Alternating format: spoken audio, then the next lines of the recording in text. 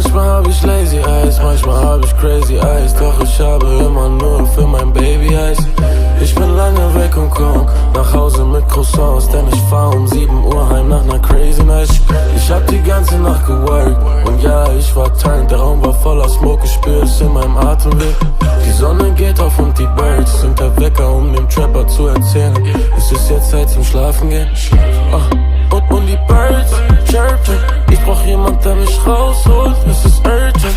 Mein Handy ist auf lautlos und auf nicht stören.